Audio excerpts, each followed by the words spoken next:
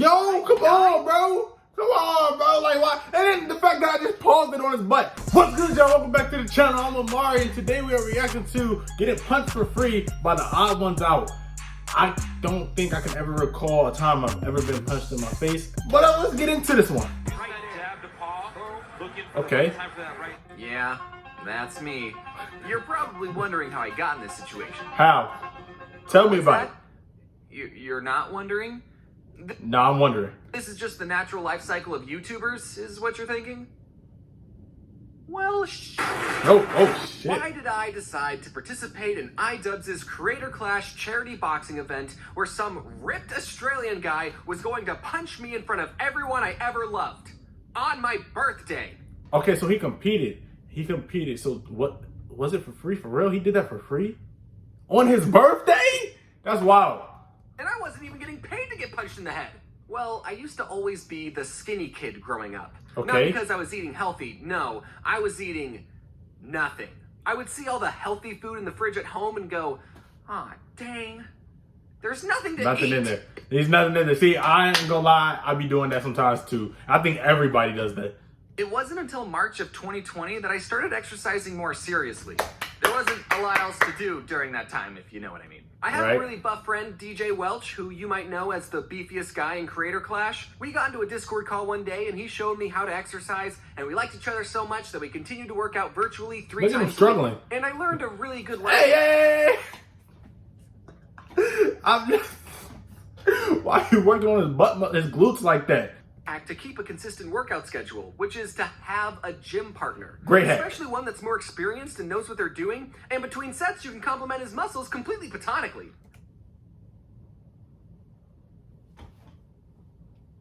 I'm trying to think. I was gonna call it weird, but at the same time, you know what I'm saying? I compliment my friends if they big beefed up. When you're working out by yourself, it's so easy to think, you don't want to do it. My feet hurt. I don't want to work out. I want to binge all 12 seasons of The Big Bang Theory. Wow. Not laugh at all. But if you have someone waiting for you at the gym, expecting you to lift weights with them, you're not going to flake. You're not going to flake because it's called accountability. As much. Plus, you're going to look at muscles in the gym platonically. Sometimes you have to search for opportunities. And sometimes Ian from the channel iDubbbz drops into your DMs and asks, "Hey, want to get in a fight with a bunch of other YouTubers?"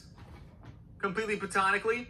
It was probably the fact that I've been working out for quite some time, mixed with ignorance of what I was actually signing up for, that I, without any hesitation, was immediately on board with the idea and responded in all caps, "Yes! I've actually been working out." I was going to be fighting an Australian YouTuber named I Did a Thing, which is such a stupid username. His whole username is made up of 4 one-syllable words. That's like a whole sentence. Dude's got a whole sentence in his username. I didn't have any information on I Did a Thing. While most fighters got to actually meet their opponents and go on their podcasts, I had to stalk my opponent's Twitter for any information I could use. Aha! A clue! He says in this tweet that he's 6'4". I'm in trouble. But at least I Did a Thing had even less information about me. Try finding a recent picture of what I look like in 2022, Alex. Google says I'm... Yo, come on, bro. Come on, bro. Like, why? And then the fact that I just paused it on his butt. Like, yo, come on, bro. Come on. Listen, skip that. You know, don't even skip it. Like, don't even pay attention. Don't pay attention. That's what I'm trying to say. Don't pay attention to that. Boxing, you got to train for something like that. You can't just work out. You got to actually train. Now, let's get off his butt. For some reason, and his butt's still there. Now that I think about it, that would make our fight seem way more stacked in his favor. So, yeah, I'm totally 5'9" and not 6 foot. Yeah, I Did a Thing was clobbering on a slightly taller Michael Reeves. I told DJ, "Hey, I'm going to be in a boxing match. Good thing I'm starting to put on muscle." And DJ said, "Oh, no. What we've been working on won't help you in boxing whatsoever." Right. What? So Ian found me a boxing coach named Michael Flores, who's a 4 times Emmy-nominated belt holder and a total bro. I started training in January with the fight happening in May, and even though the final results may not have looked like it, I did train hard for this and took it very seriously. Michael wanted me to train every single day except for Sunday, and DJ could have me on Fridays. DJ, Michael's gonna be my new gym bro. I'm gonna miss lifting with you, bro. The very first time I trained with Michael, he told me, boxing isn't something that you should take lightly. When you step into that ring, you're going to war. Yeah, and I said, you are. Oh, you really are. Dude, don't worry. I work out. I know all about war, like a lot. But it wasn't until my third training session where it actually hit burnt me. out. I'm going to be fighting. I did a thing in front of all my fans and loved ones and will have an incredible amount of motivation not to lose and look bad. And I did a thing will be fighting me in front of all of his fans and loved ones and will also have an incredible amount of motivation not to lose and look bad. Pretty much. This is probably what Michael was talking about. And this is where I learned another amazing workout life hack. If you need motivation to get in shape, pay someone in Australia to come beat you up on your birthday. You'll tell yourself, am I really not going to go on a run today when there's a dude in Australia who wants to beat me up? Am I really going to eat this cupcake when a dude in Australia wants to punch me in the solar plex? Ouch. In Ouch. February, Ian tweeted out, looking for a heavyweight content creator, 200 plus pounds who is down to box. Last spot available, you will be fighting a legendary Twitch streamer. And in March, DJ messaged me, hey, is Ian still looking for someone? And it turned out he was still looking for someone. So in April, DJ got added to the roster and me and him are reunited. So DJ had about a month and a half to train, which was a little less than me, but I think he turned out fine. Okay, his friend won the fight.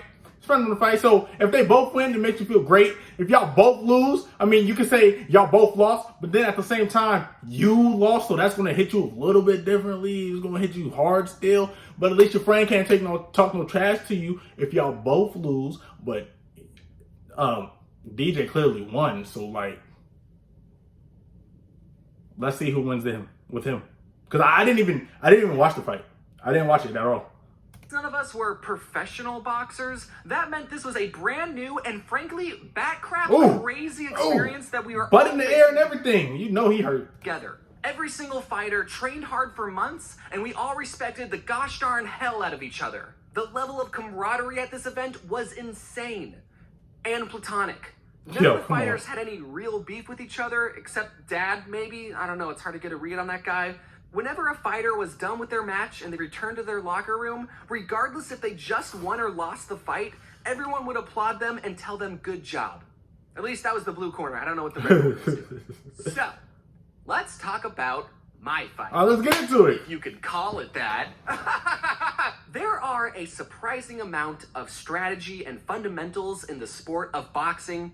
But the moment that bell rings and there's a dude from Australia trying to kill you, it goes away. Mixed with the most adrenaline you've ever felt in your life, all those fundamentals go out the window. I lasted 0.74 rounds. I wish I could tell you about all the intricate strategies that played out in my head, but the only thoughts I had during the fight were survive, survive, survive. Ow. Damn. Where am I? After months of work and literal gallons of sweat later, I only lasted for a minute and a half.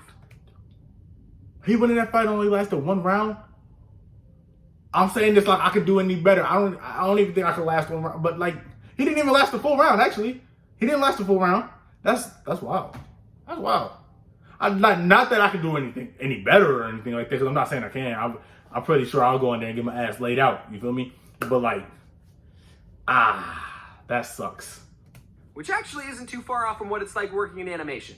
I had a few notes on my performance, like I definitely should have moved my head better. And yeah, I got hit in the head a lot, but I did get Alex with this nice body shot and he did this weird spinning move, and then I just watched him do it for some reason. It is what it is. Half of us had to lose, and I lost. And now there exists some amazing gifs of me getting socked in the head. These are going to outlive me.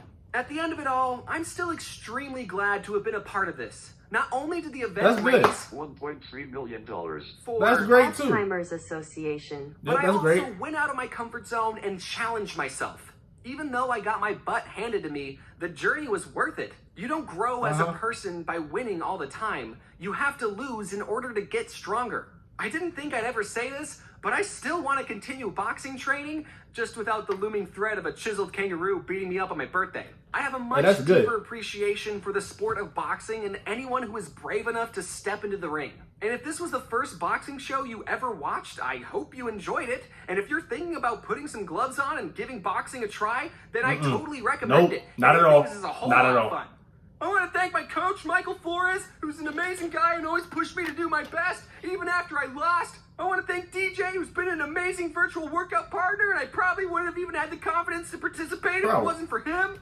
Bro, why with the butt? Why do I keep pausing it on the butt? But why? Why does he keep doing it with the butt? I want to thank my girlfriend who got me my custom outfit for my birthday and supported me through all my training. I want to thank Anissa and Ian for putting on this amazing event. As first events go, it went over flawlessly. I want to thank my opponent Alex, along with all the other fighters who train hard. It was super fun meeting all of you. And lastly, I want to thank Dave from Boy in a Band. While I was doing the Scribble Showdown tour in Europe, Dave came to the London show, and backstage I was telling him about the boxing fight, and he said, "Yeah, I know. I was the one who recommended you to Ian." What? It was me, James. Wow. Ian asked me if I knew any YouTubers who'd be good to box, and I knew you'd been working out, so I recommended you. So really, it's Dave's fault I lost. Life isn't fun. Hey, bro, at least he got in there. At least he got in the ring. A lot of people won't do that. I won't do it at all. But he got in there. He learned something about it, you know. And it's good that he's continuing the boxing training, because that can really get you in shape, like for real. Like. But make sure you like, comment, subscribe to the bell so you know if I when I drop videos. It's your boy Mario, and I'm out.